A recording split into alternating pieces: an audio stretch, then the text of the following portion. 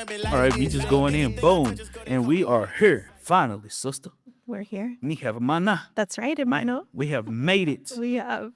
and y'all are blessed to be tuned in to the Black and Brown Mountain Town. Here live, and my name is Change Agent Cooper, And I'm Paulina Mendez.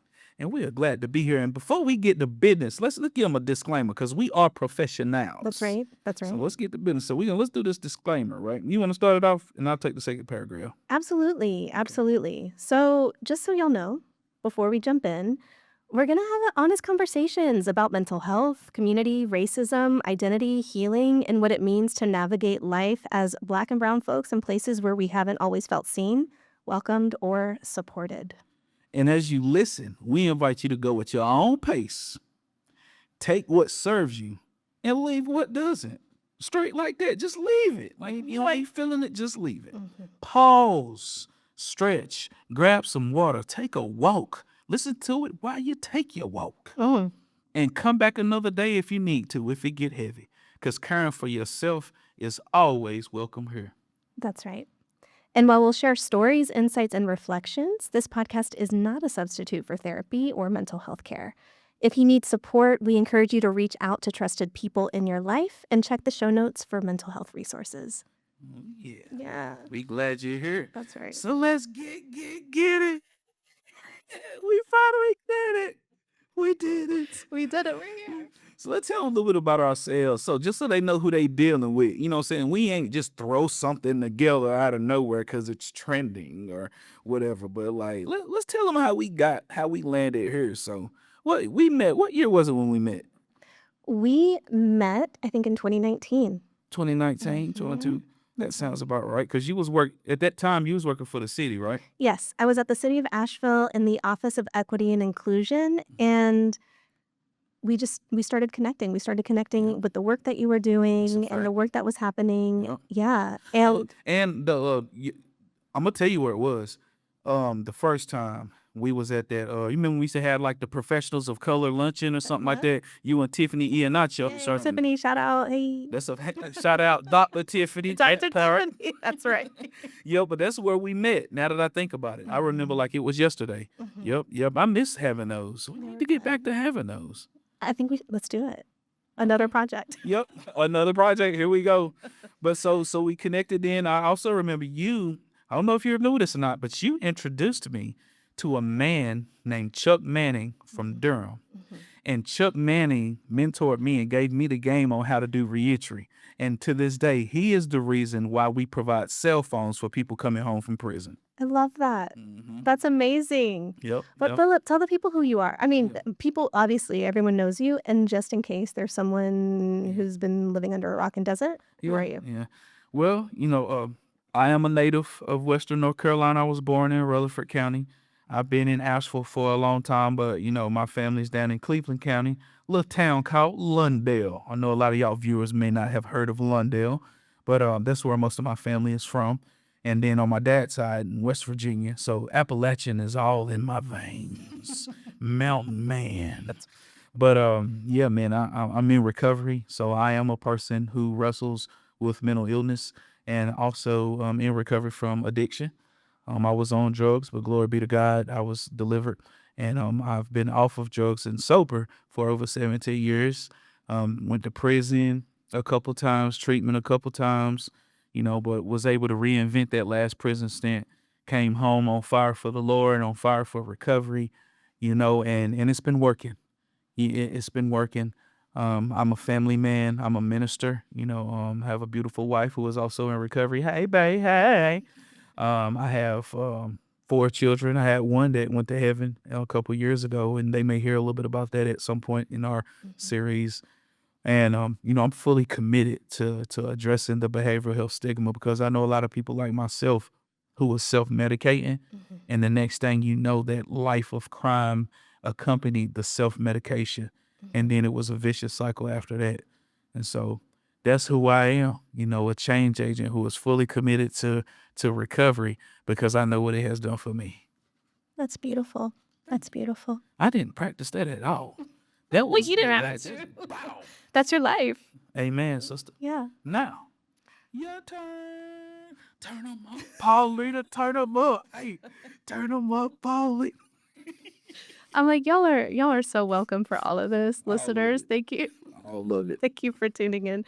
Yeah, my name is Paulina Mendez. I am originally from Mexico. Moved to the States when I was 3, grew up in the Southeast, and have called these mountains my home since I was 9, 10 years old. So I've been here. What else can I tell you about myself? I am a therapist. I am a therapist and owner of Alegría Counseling. Alegría means joy in Spanish, and I believe that joy is an act of resistance. And I think it's imperative for our mental health and our well-being. And so I try to infuse that in the way I practice, the way I live my life, and yeah, the way I just show up in the world. So there's that. I'm also a student of Mesoamerican medicine, traditional healing practices, also known as Curanderismo. Huge shout out to my wonderful teacher, my maestra Rita Navarrete, who is of Otomi lineage. So I get to study and learn from her. And yeah, I'm a daughter, I'm a sister, and I'm a friend, and a proud cat mom. Cat mom. Cat mom in the house. That's right. And so just for the beautiful listeners out there, although I am coming as a therapist, although I'm coming as a student of Curanderismo, I'm also coming as a human. Mhm. And so I'm just here to have a fun conversation with my friend Philip Yeah. that I've known since 2019. 2019. That's right. Man, I'm so excited about this too, y'all. So like y'all gonna have to pardon my excitement because we've been doing this work, fam. Like we have legit been doing what we're about to talk about and being able to have guests, you know, in these episodes that we actually know and have vetted and have done work with or have been able to get services provided for. We getting ready to impact that stigma with this black and brown. Yes, we are. That's right. That's right. So school, let's go back to when I want to go back to when you first told me that you was doing the LCSW. You was working in the Family Justice Center at the time, I believe. You was the boss, weren't you? Weren't you the boss over there? Is anyone the boss of a crowd? That's what it feels like sometimes. So I actually started my MSW program when I was at the city of Asheville. Okay, okay. Yep. And then I continued and finished while I went to the Family Justice Center at Buncombe County. But Okay. yes, I was the Family Justice Center manager. Yes, he was the boss. Boss. Who's the biggest boss? Paulina. But at that time, sister, I remember you telling me that you was gonna become a therapist. And I got excited. And the reason I got excited because I know therapy is needed. I know therapy is powerful. I know therapy is for the strong, but I also know the impact of the therapy is dependent upon the cultural sensitivity. And so when I heard you say, because I knew you was for the people, I knew you was a real person, right? Thank you. When I seen it, and you had already made connections for me in the work, and I was a troublemaker when you was helping a brother out. Some people would be walking the other way like, oh God, here comes the troublemaker. But you was like, Philip, I met somebody from doing, you got to meet this guy, I got his number. I told him I was gonna connect you. Yes, but also good trouble. Yeah. Hello. Clock it. Yeah. We got to make trouble. That's the systems here aren't necessarily set up for us, right? And I think that's why it's so important that we do the work that we do. It's so important that there are people of color that decide to go into community health work, that go to become therapists, so on and so forth, because we have to do something different. And so good trouble. Gotta Necessary shake stuff trouble. up. Gotta wake it up. Wake it up. Turn them up. See, I'm telling you, you gonna make me turn up. But going back there, I want to make sure that we make some space for that right there, because the trust factor is huge. It is. It's huge. The trust factor is huge, especially as we talk about, the need for clinical and communal. And oftentimes people that look like us from where we're from, right? They don't trust systems. They don't trust assessors, right? So the assessment may be skewed because I don't trust the person asking me these damn questions, right? And nor should they. I mean, and maybe if I came off a little strong. Yeah. And it's not that that folks shouldn't. I think that there is good reason why people don't trust medical systems, right?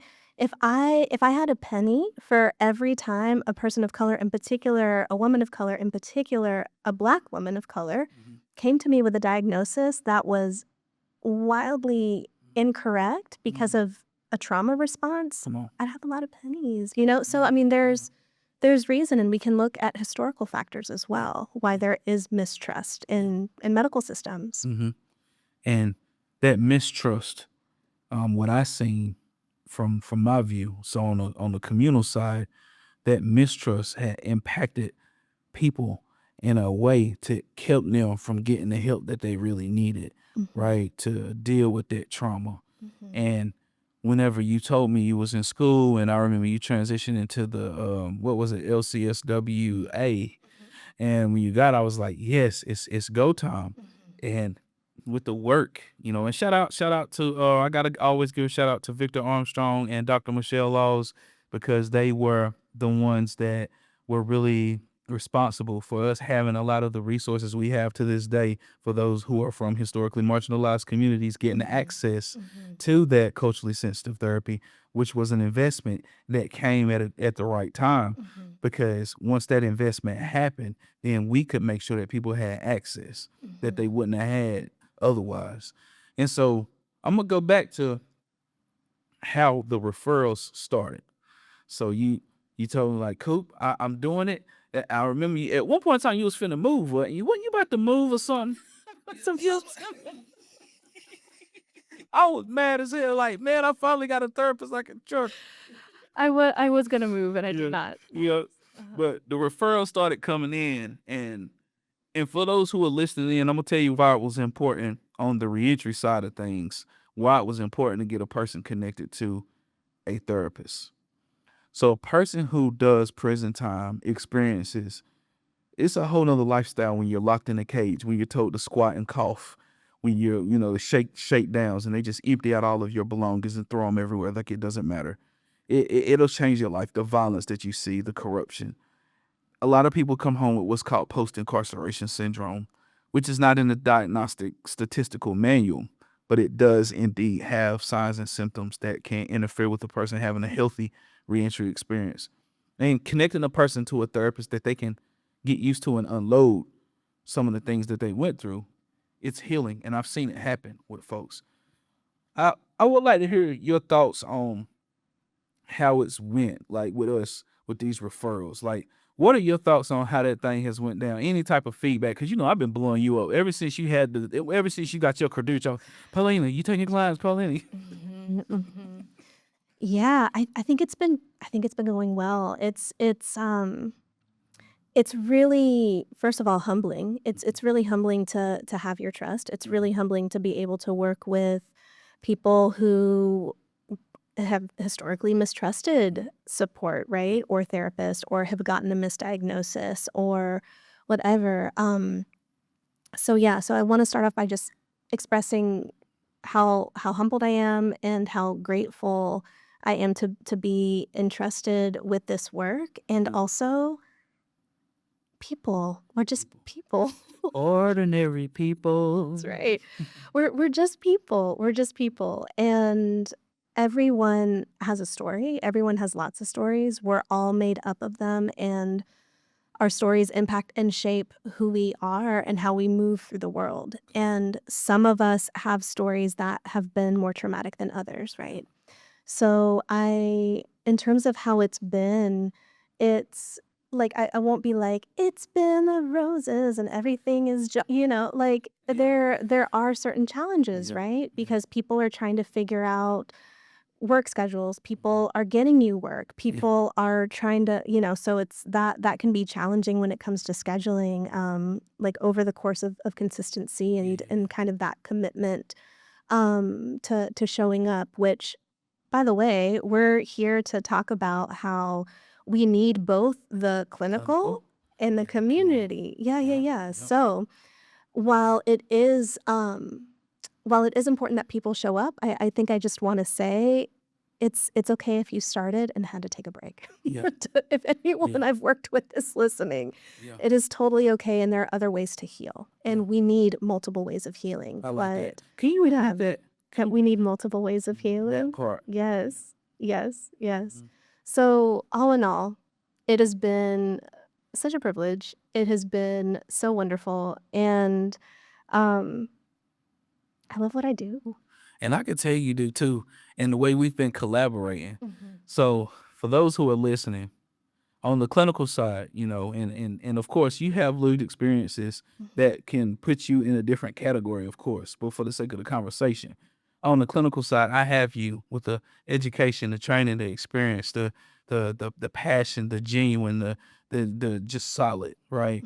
To be able to provide clinical services. And then you have me in the community as a community health worker who, you know, by definition is a person who is from or uniquely connected and serves as a trusted liaison Mhm. from community to the services needed. Mhm. So having those two people supporting a person has been so powerful.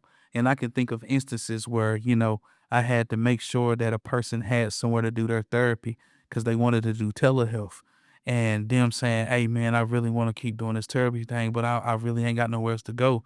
And me saying, hey, bro, you going to come to the office. We'll put you up in our office so you can do your therapy straight like that. You Mhm. know, and that way of how we work together to even be able to make sure he had a safe place to do his therapy because and I'm so glad that you do telehealth because that addresses the transportation barrier. You know what I'm saying? I do. It does. It is really important, again, to acknowledge we need all sorts of healing. Mhm. So there are some people that provide in person, provide telehealth, Mhm. or who prefer in person, or who prefer Mhm. telehealth.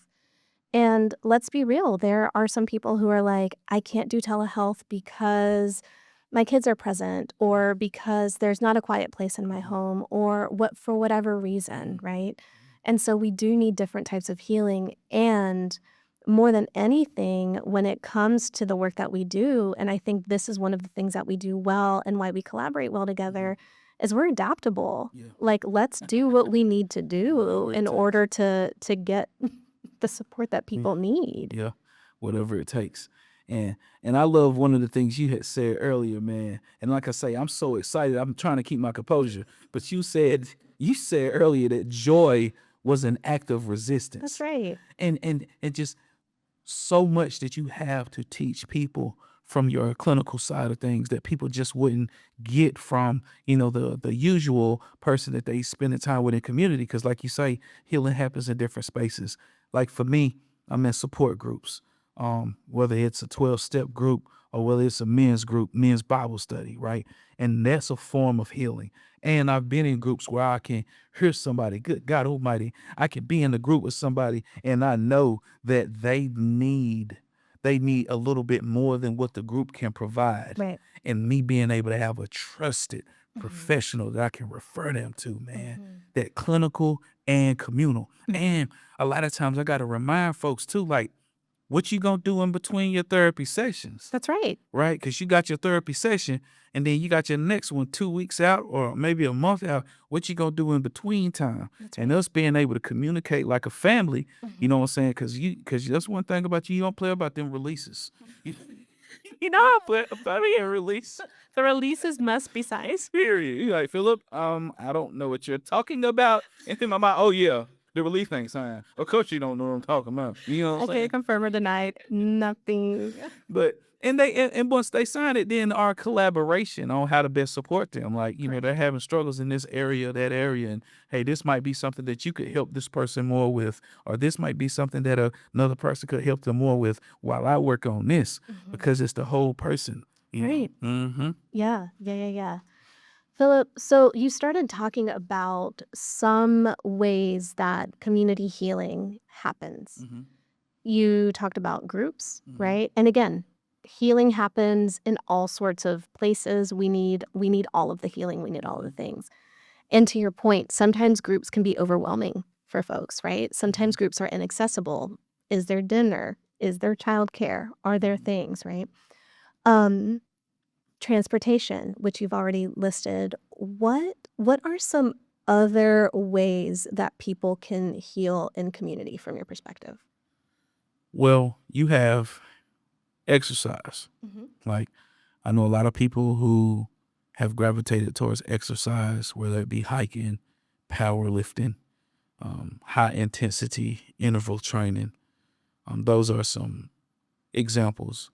I also see people in gardening, like community gardens. Like, it's amazing how people come together and do that. Some people like to serve the community just period. Like, I remember during Hurricane Helene, the post Helene work we was doing, and like there was some people who was like coming to volunteer because it gave them a purpose. And sometimes, having that purpose and being able to help somebody else is also helping the person, right? It's a lot of healing going on in the community. Equine therapy, like my sister Jasmine, she does the equine therapy, and some people like outside of the office. You feel me? Out there with the horses. I might try it one day. I ain't never rode a horse before. It's a lot. I think I'm doing it. I'm do it. I think you should. I'm It's a lot of fun, and horses are I'm like, if anyone gets an opportunity to do equine therapy, I recommend it, or just to be around horses, because they're so powerful, but they're really cued into the energy that you bring. So a lot of it, right, is working on, can you bring yourself home so that you can interact with this horse in a way that the horse will receive you, Yeah. right? And it's deeper than that, or maybe it's not deeper than that. I don't know. Equine therapists signal off in the constant whatever. But Yeah. there's a beautiful relationship that can be developed, right, with a creature that's so amazing. You know what? I just came up with an idea, right? When you was talking all deep about horses and wet and blow and all that. We have to have a guest Yeah. who is an equine therapist. And I got Listen. one. We should get Jasmine. We can get Jasmine. I also know Elizabeth McCorvey. Listen, Look at both of we them. got both. Both of them at the same time. We have them both on here talking about all of that. We're going to have to fit them in here. I think we can figure it out. Listen. I know Jared can figure it out. He'll mess around, come in here with a whole new device and chairs that got recording pieces on the arms and everything. Yes. And can we take a second to shout out Amplified Media? Shout out Amplified. Yes. Jared always come through too. Him and his beloved wife, Sonia K. That's right. Two amazing individuals. God, and I'm sitting here just reflecting on how beautiful our community is. Like, do you hear all these names that we've even brought up from the past, from the present, from the past who have come with us to the present? Come on, I love man. this. We here. Here. Black and brown and mountain down. That's right. We are here. And we got to start celebrating each other more too. Like, because we can't get overwhelmed with the negativity. And even with social media, you know what I'm saying? Like, you want to talk about the impact of mental health. Like, when you look at the 8 dimensions of wellness, and you look at the social component of it, people got to be careful with the social media. Yeah. No, I have not been on social media outside of LinkedIn, and I guess YouTube counts as social media, right? But I use it more for just like long form videos that aren't on streaming services. Highly recommend. Yeah. Highly recommend not being on there, and or taking really intentional space away from it. Yeah. Doom scrolling is such a thing. Come on. Right? Wow. Like, the amount of dopamine, it's what we're doing with our eyes and our screens. It's like junk food for the brain. Oh my God. Yeah, and that affects our mental health and our mental well-being, right? So if we're talking about like healing in the clinical and the communal, go and plug into community. Yeah. And what's happening online is not real. Yeah. Like, it's just, not to say that people are like, this is how I stay in touch. And I've heard it all, right? And like, valid, yes, and it's a yes and it's a both and. And I appreciate that too, because I think I might take me a break in, I don't know about July, because July is Minority Mental Health. That's what we're doing, Miss. Oh my God, we should tell the people what we're doing and why we're doing it. Yes. So in preparation for Minority Mental Health Awareness Month, we had the wonderful counselor and the crazy community health worker come together and say, you know what, we need to put a message out there to minorities in Western North Carolina. That's right. In Mountain Town. And we needed people to understand that It is okay for Black and brown people to seek the necessary support that they need for them to have mental health, because mental health is health. We ended up saying what we gonna do us a podcast. That's right. It was going to be one episode, and now y'all are in for a little mini series. Miniseries is going down, It's and going I'm so excited. I'm telling you, because people been saying I need to do a podcast, I need to do a podcast, and I never done it. And just how it organically happened on the call with me, you, and Jared, and how, like, because my original idea, fam, was like I was wanting to do one video like webinar style, Yeah. and us talk about how the community health worker works alongside the therapist and how we complement each other Yeah. and help the person. Yeah. I just thought about one 30-minute video. You know what I'm saying? It turned into a whole podcast. It did, because we started talking about like what is healing and what can that look like, especially in Black and brown communities, right? yeah. Because from the clinical perspective, other than wanting to be plugged into my roots, a big part of why I study ancestral healing practices is because a lot of modern day interventions have been taken and colonized from indigenous healing practices. And so, yeah, let's talk about sound. Let's talk about our bodies. Let's Yeah. talk about all of the things that Yeah. pour into mental health so Let's that we go. can be out here living our best lives in the midst Let's of go. the chaos. I'm so excited. Yeah. I'm so excited because we really have connections in community too, like the guests that we're gonna have, my sister, that are gonna be able to come here and share some space to empower the people. Because therapy is for the strong.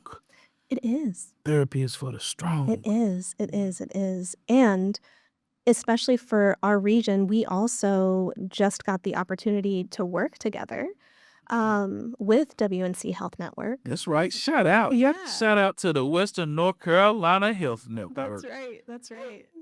Brandon Romstead, my dog. That's right. That's my dog, boy. Me and Brandon get together, we be cutting up. Oh my God. I love Brandon. Brandon, we love you. And also Emily, We love followed you, you too. Yeah.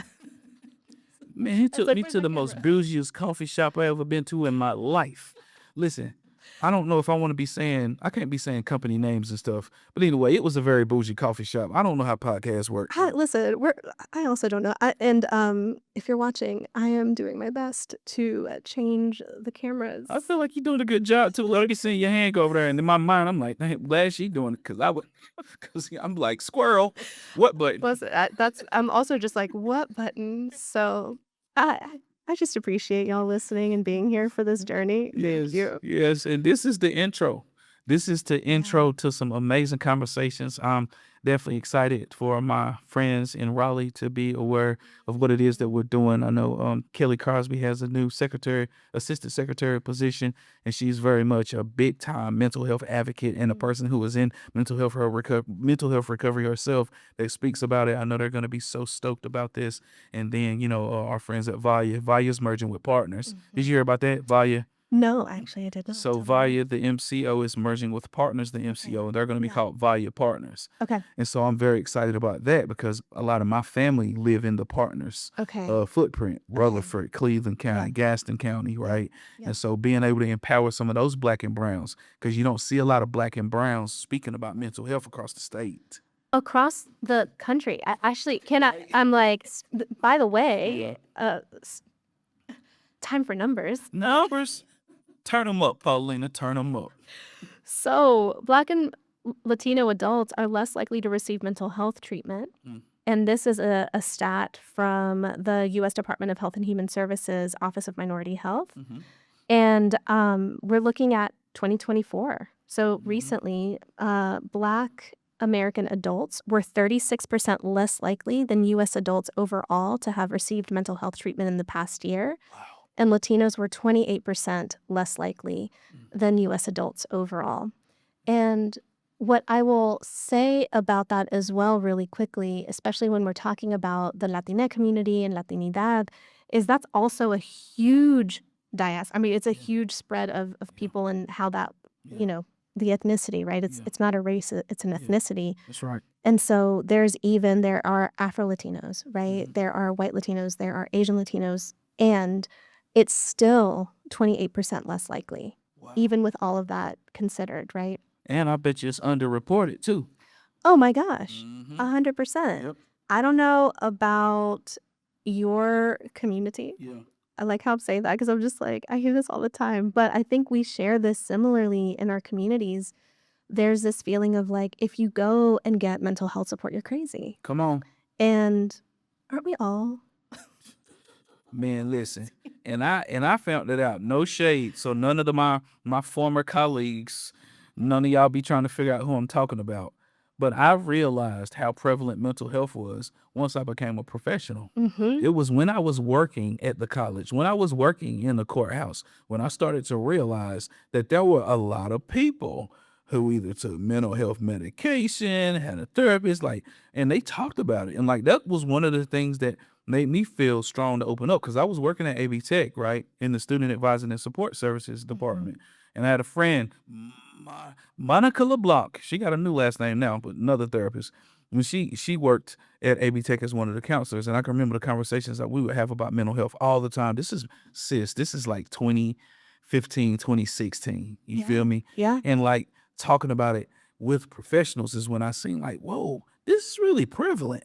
Like you're not actually crazy. Like, hold on, you're actually in a, you know what I'm saying? Right. Right. It's like, oh, maybe you're paying attention and impacted by these systems that are really oppressive. Yeah. Maybe that's what's going on. And I will say, like, the thing about therapy is that it's not going to solve capitalism. The thing about therapy is that it's not going to solve racism. Come on. Right. And we still need a place to let our hearts Yeah. just breathe. Yeah. Right. And yeah, it is so real and so prevalent. And it's okay to not be okay.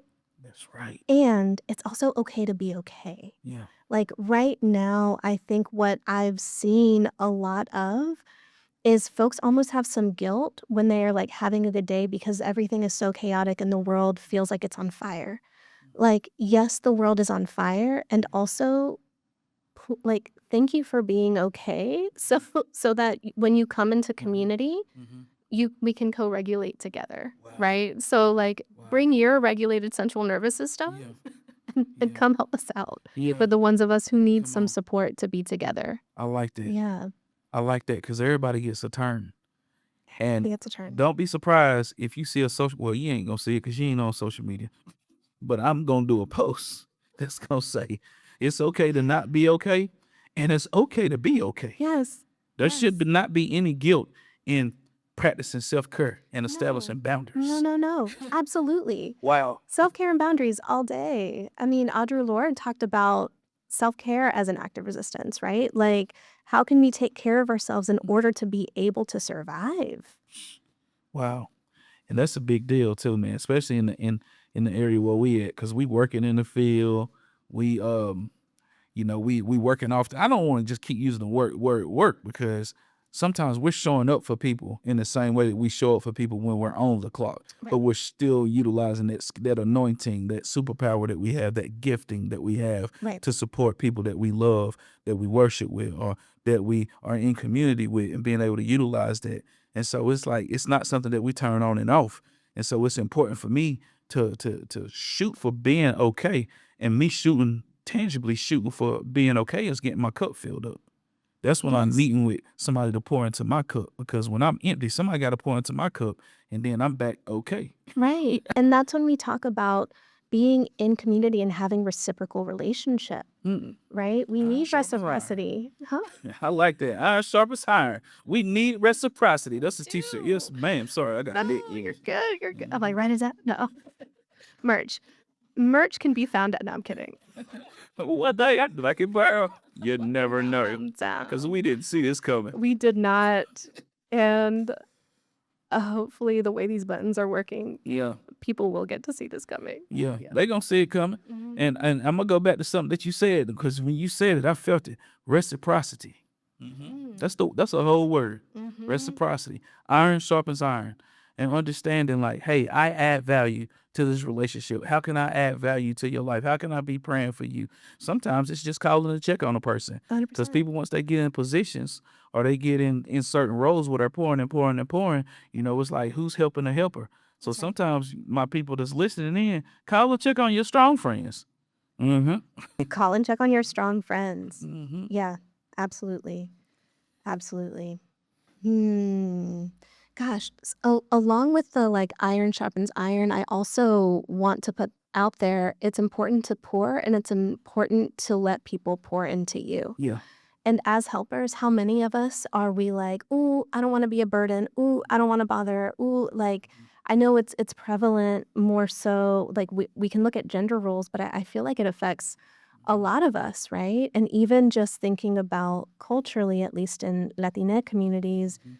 especially when it comes to, like, cis women, it's Mhm. we're expected to Yeah. be to provide. We're expected to be this, like, never-ending well of, like, emotional support, whatever, right? And so I think when it comes to community and the importance of reciprocity, half of that equation is allowing yourself to be poured into as well. Yeah. And that's that humility, being humble enough to recognize, hey, I'm empty and I need to be around some folks that's gonna be able to handle what it is that I'm unloading. And that's the power of therapy too. It's not that I'm trying to force therapy on anyone, but what I will tell you is therapy is for the strong. Therapy is for the strong, and I know, like, what I be going through with grief and different things like that. Like I just lost another friend, fam, a close one. You know what I'm saying? Mhm. And so me knowing that when it is time for me to unload, I need to unload with a professional who can handle it. That's right. That's right. Yeah. And I am highly recommending this to the listeners. If you're going through grief, it's your feelings. Your feelings are valid. And grief is not linear. They got stages of it, but it's not linear. But whenever you come out of that darkness and you're able to reach out for help, I want you to know that therapy, it works so well. I lost a 10-year-old daughter. Mm. She was 10 years old, you know, and a guy named Mark Siler held my hand. Mm. He held my hand in some of the hardest moments in my life. And I had friends that was grieving my daughter the same way I was grieving her because she has a big personality. So I had to get with somebody who could handle what I was dealing with, who could sit with me, who could handle it, you know. And it was my therapist, Mhm. you know. And Mhm. so that's why I'm so passionate about it. And some people say, well, therapy ain't for everybody. It ain't for everybody. I That's ain't right. saying it is. That's right. And every therapist isn't for everybody. I'm not the right therapist for everybody, That's good. That's nor do good. I wanna be. Hmm. Yeah. Yeah, yeah, yeah. Mhm. Mhm. Well, y'all know what you in for. You know who you with now. I This know who you're Yeah, we with. wanted to make sure y'all know who y'all was with, cause we gonna put out. I don't know how many episodes we gonna put out, cause we came in with a certain number. I ain't even gonna say the number, cause who knows what the powers that be are gonna cook up behind the scenes. That's right. Hmm. That's So right. as we get ready to close out, we're Mhm. gonna transition into closing this thing on out. Mhm. Paulina, what you Mhm. think? Let's hit them with something to think about. You wanna put Mm. something on their mind? Yeah. Yeah, yeah, yeah, yeah, yeah. Should we do an invitation for folks who are listening?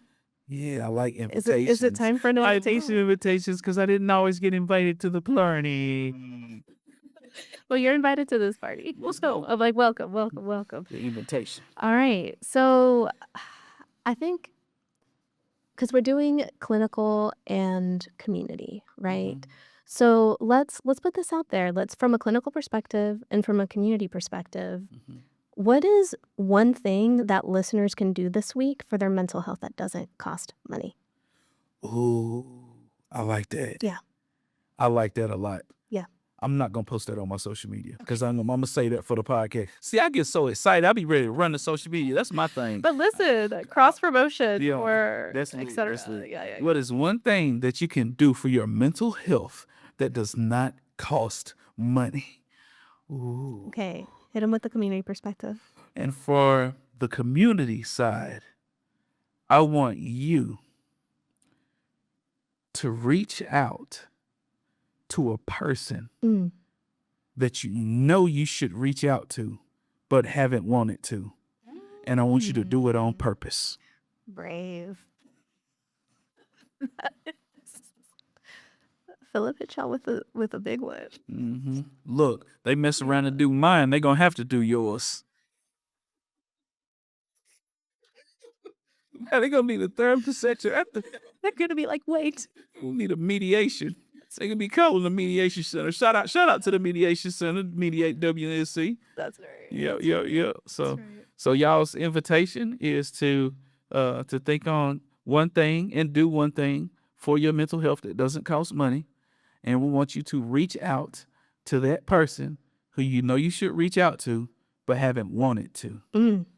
You've been invited. You've been invited.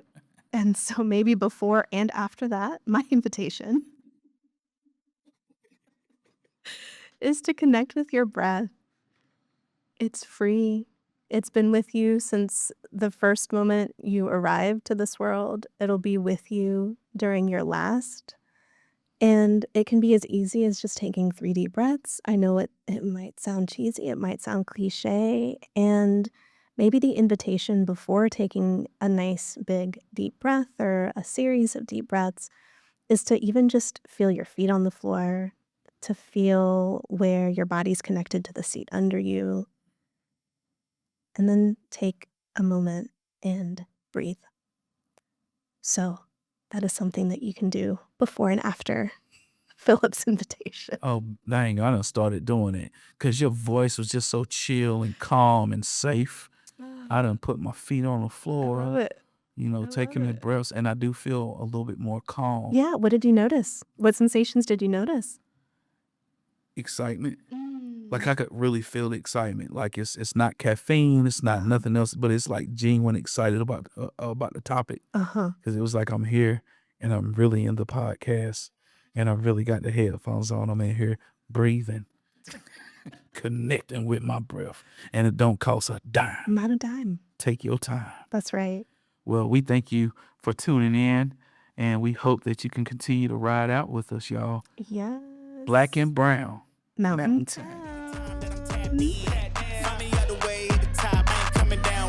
Drop. Yeah, we on the next one easy. Yeah, we on the next one easy. Never like the next one. We ain't even gotta flex, huh?